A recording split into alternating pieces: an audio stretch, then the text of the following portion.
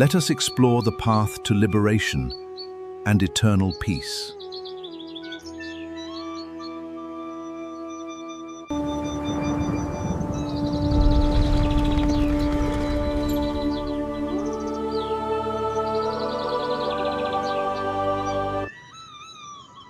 Om Namo Bhagavate Vasudevaya. Jai Sri Krishna. Have you ever wondered if Lord Krishna wanted to give only one final message after his teachings? What would be that message? And if you had time to study only one chapter of Srimad Bhagavad Gita, which chapter would you choose? Just think about it for yourself. Yes, today we are entering in the great final chapter of Srimad Bhagavad Gita, which is called as Moksha, Sannyasa, Yoga. I am Kamakhya Jha. I welcome you to this video. I will take you to the journey of this last final chapter of Srimad Bhagavad Gita very slowly, very comfortably, touching upon all points of the chapter. No hurry at all. However, for your information, this is not only the last chapter of Bhagavad Gita, but also the biggest chapter of Bhagavad Gita, having largest number of shloka in one chapter, that is 78 verses. Most importantly, this is not only the final chapter of Bhagavad Gita, this is having the great conclusion of the entire Bhagavad Gita. Here Lord Krishna brings together many things: renunciation, karma, knowledge, action, intelligence, determination, happiness, duty, devotion, and finally complete surrender. In this divine journey, we will explore 22 important dimensions of the chapter 18. Shlok 1 till 12 says about sannyas versus tyaga. So let us begin this divine journey through the final and extremely important chapter of the Bhagavad Gita, that is Moksha, Sannyasa, Yoga. Chapter 18 begins with a very important question from Arjuna himself. Arjuna wants to understand the difference between sannyas and tyaga. What does it really mean? Should we give up all our actions? Should we abandon our responsibilities completely? Or should we continue performing our duties while giving up attachment to their results? What should we do? Krishna explains this distinction, this difference with great clarity. Giving up actions motivated by material desire is called sannyas. Giving up attachment to the fruits of the action is called tyaga. The difference is extremely important. Krishna never teaches that spiritual life means running away from responsibility. The real renunciation is not escaping from actions. Krishna also explains three kinds of renunciation. Renunciation arising from ignorance is tamasic renunciation. Renunciation taken because something feels difficult or uncomfortable is rajasic renunciation. But performing one's duty because it should be performed while giving up attachment to its result is sattvic tyaga. So remember this principle. Continue your duty sincerely, but surrender the attachment. Surrendering the attachment. Continue your service sincerely, but surrender the ego. Continue your action sincerely, but surrender the result. That is through tyaga. Shlok 13 till 17 of the chapter, Krishna now takes us deeper into the mystery of human actions. He explains that every action has 5 important causes. the body or place where the action occurs, the individual performer, the different instrument like eyes, ears, etc. and so on, the various efforts involved, and finally the divine factor. Therefore, we should never think I am alone the doer. We may plan the work very carefully, we may work hard, but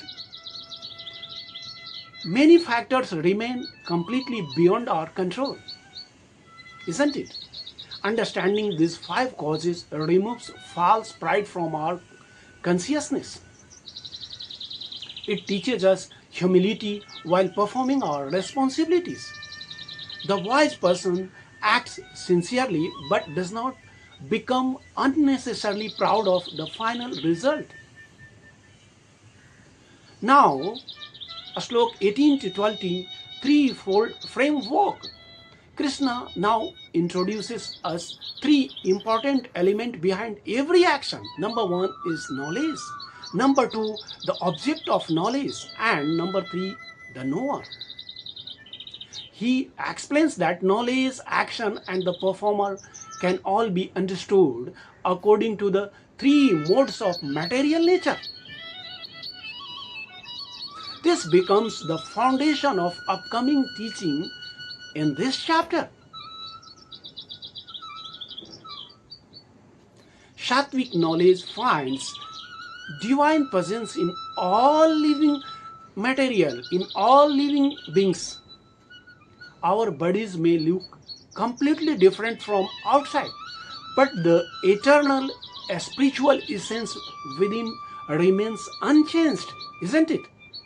This teaches us to look beyond outward differences and understand the deeper spiritual truth. Now the slok 20 to 22 explains about 3 kinds of knowledge. Krishna now clearly explains the 3 kinds of knowledge. 3 kinds of knowledge. Sattvic knowledge recognizes the same spiritual essence in all living beings. Rajasic knowledge focuses on people as separate individuals and notice mainly their external differences. And Tamasic knowledge remains limited to one narrow understanding without seeing the bigger picture. This teaching remains deeply relevant in our day-to-day life. We often judge people by their appearance, wealth, education, position, and social status, isn't it? But spiritual knowledge teaches us to look beyond these external coverings. We must learn to see the deeper spiritual identity within every living being. Now, slok 23 till 25 explains about 3 kinds of action. Action also being to 3 different modes. Sattvic action is performed as one's prescribed duty without selfish attachment to the result, while Rajasic is performed through desire, ego, ambition, personal gain. Tamasic action is performed without proper understanding, without considering consequences, and through negligence. Therefore, Krishna asks us to examine not only what we are doing, but also why we are doing. This is also very important, very vital. The same eternal action can have completely different spiritual qualities depending upon consequences. Now, slok 26 to 28 explains about 3 kinds of doers. The Sattvic doer works with determination, enthusiasm, and steadiness without false ego. Such a person remains balanced in success as well as in failure. The Rajasic doer becomes attached to the work and its results.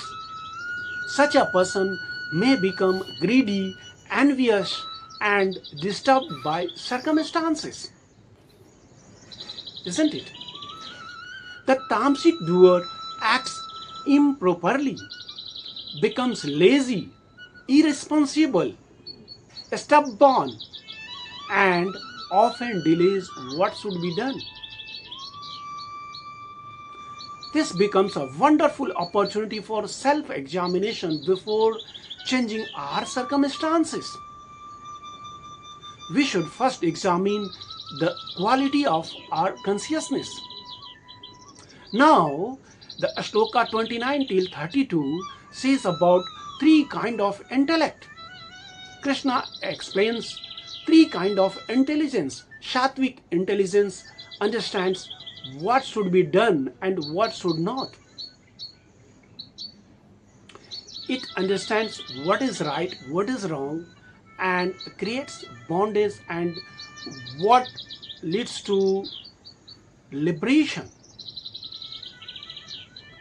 Rajasic intelligence becomes confused because of personal attachment and self-desire.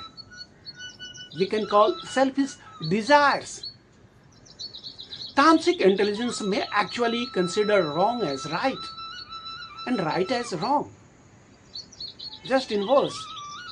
Therefore, spiritual progress requires purified and disciplined intelligence, and we must learn to distinguish lasting spiritual welfare. Now 33 till 35, three kinds of determination is being said in the chapter. Determination also exists in three different modes. Sattvic determination remains steady and control the mind, the sense, and life, while Rajasic determination remains strongly attached to the worldly achievement, material development, and personal desires, while Tamasic determination remains trapped within fear, laziness, sleep, negativity, and confusion. Therefore, determination alone is never enough. Never enough. The direction of determination is equally important. We must ask ourselves, what am I determined to achieve in life? What am I determining to achieve? More importantly, where is that determination taking my consciousness?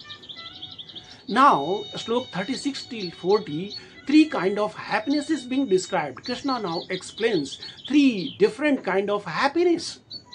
Sattvic happiness may initially feel difficult or unpleasant, but eventually produces deeper inner peace.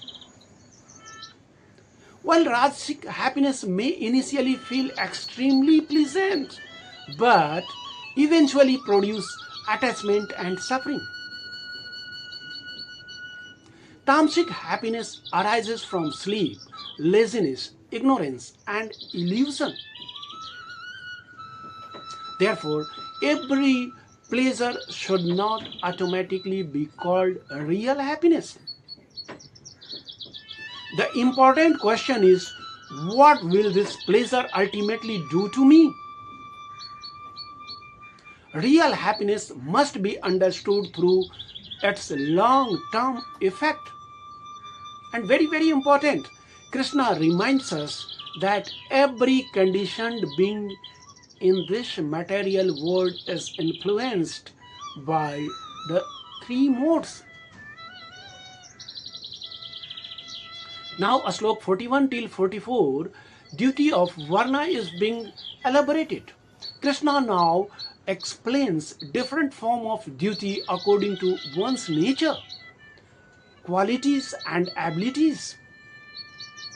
The Brahmana is characterized by peacefulness, self-control, purity, knowledge, wisdom, and truthfulness. The Kshatriya is characterized by courage, strength, leadership, protection, and generosity.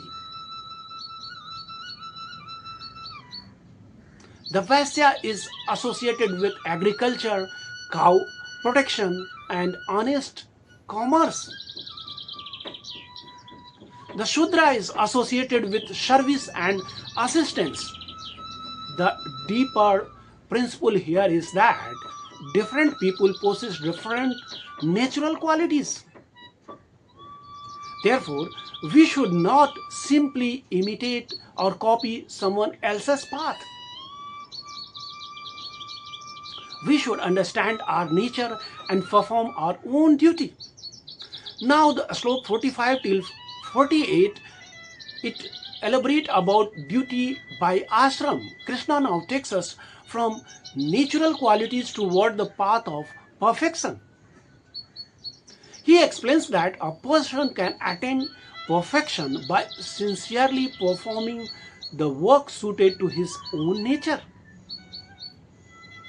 And when that work is offered to the Supreme Lord, ordinary duty can become a path toward perfection.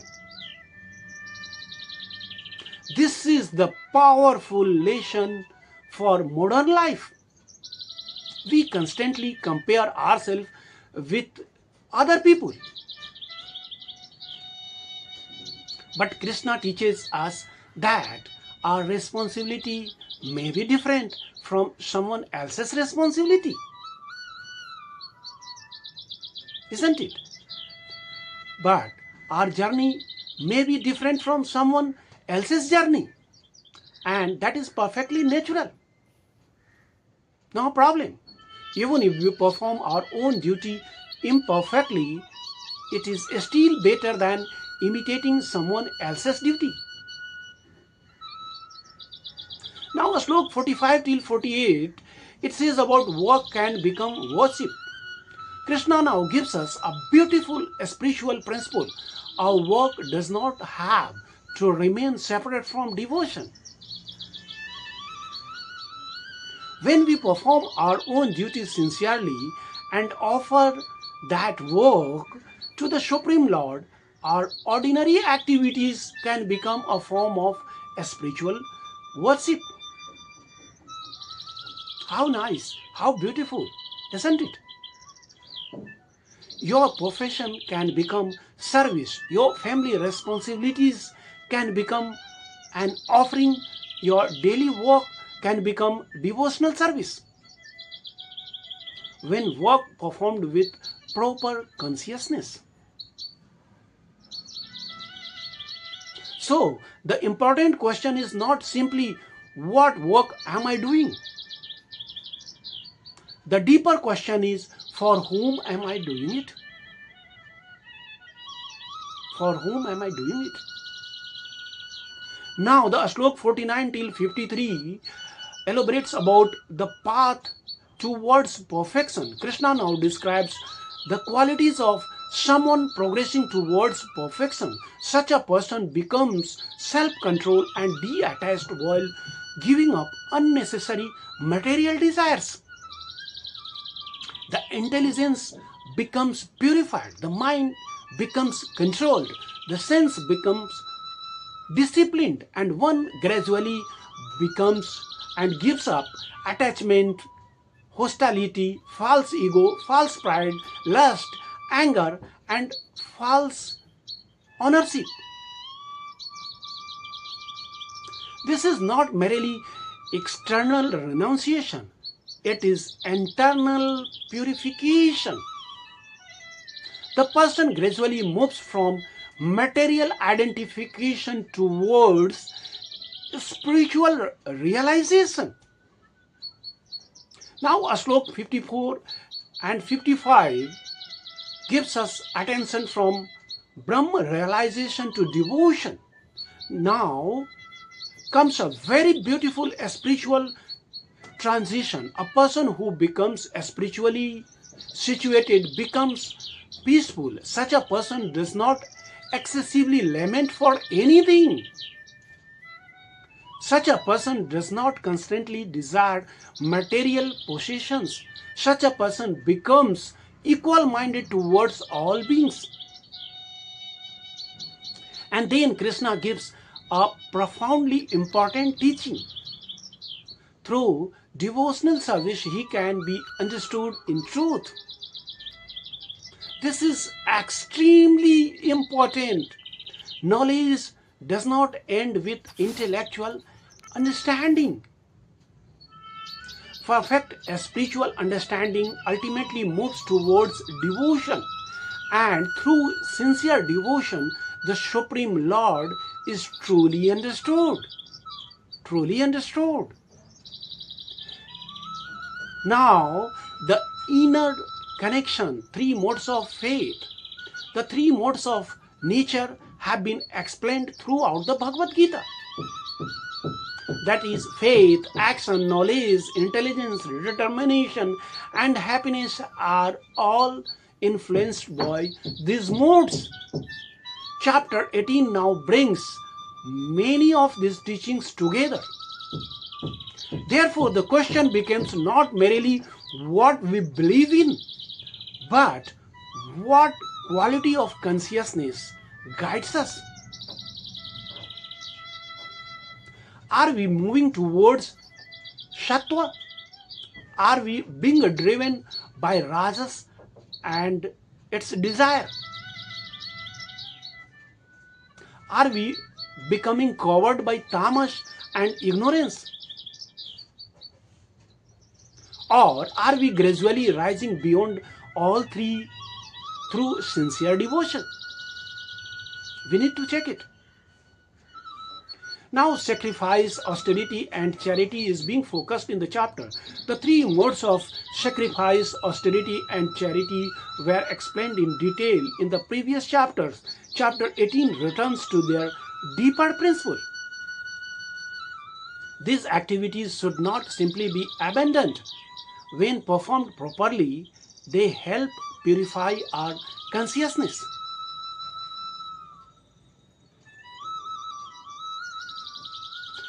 But they must be performed without selfish attachment and without expectation of personal reward. That is the key ingredient. Therefore, sacrifice, charity, and austerity are not merely external activities. Their spiritual value, their spiritual meaning depends upon the consciousness and with which we are performing them. Now, focus comes on food and quality of our daily life. The Bhagavad Gita also explains that food and lifestyle can be understood through the three modes of nature. What we repeatedly consume, what we repeatedly hear, what we repeatedly think, and what we repeatedly do all influence our consciousness. Therefore, a spiritual life is not limited to prayer or worship. Our entire daily lifestyle either purify or condition our consciousness. The goal is gradually to make our entire life support a spiritual progress. Now, Om Tat Sat, dedicating action to the Supreme. The holy expression Om Tat Sat was explained in the previous chapter as a profound spiritual principle connected with the Supreme Truth. It reminds us that our sacred activities should not be performed merely for personal recognition. Our actions, sacrifices, charity, austerity, and service should ultimately be connected with the Supreme Lord. With the Supreme Lord. This prepares us for the final movement of chapter 18 from action towards surrender. Now the slok 56 till 60 focus on complete dependence on Krishna. Krishna now makes the teaching even more direct. He explains that while performing different activities, his devotee can attain the eternal abode through his divine grace. A spiritual life does not necessarily mean abandoning our daily activities, giving up our daily activities.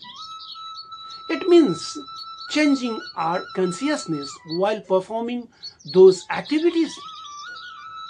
Krishna tells Arjuna to depend upon him while performing his duties. If we act in Krishna consciousness, his divine grace can carry us across the obstacles of conditioned material life. But when we act through false ego, we become trapped in our own conception of independence, own conceptions of independence. Now 61 to 63, Krishna reveals something extremely profound. The Supreme Lord is situated within the heart of every living being. And the living entity is moving through material existence under the arrangement of nature. Therefore, Krishna tells Arjuna to surrender unto him with complete faith. With complete faith. By his grace, one can attain transcendental peace and the supreme eternal abode. But then Krishna gives Arjuna something remarkable. Something really remarkable. Think deeply about everything I have explained to you and then do as you wish. Krishna gives knowledge, guidance, direction, but he allows Arjuna to make his own decision. Now Slok 64 till 71 says about the most confidential teaching. Now we come to the most intimate part of Krishna's entire teaching, because Arjuna is his dear friend. Krishna says, "Hear my supreme instruction, always think of me, become my devotee, worship me with devotion, offer your homage to me." And Krishna promises that Arjuna will come to him without doubt. Without doubt. Then comes the most famous instruction of the entire Bhagavad Gita. Entire Bhagavad Gita. Sarva dharman paritajya mam ekam sharanam vraja aham tvam sarva papebhyo mokshishyami ma sucha. Abandon all varieties of dharma and surrender unto me alone. I shall deliver you from all sinful reactions. Don't fear. These words represent the heart of the Bhagavad Gita. Krishna then explains the sacred nature of this confidential knowledge and the importance of sharing it with sincere devotees.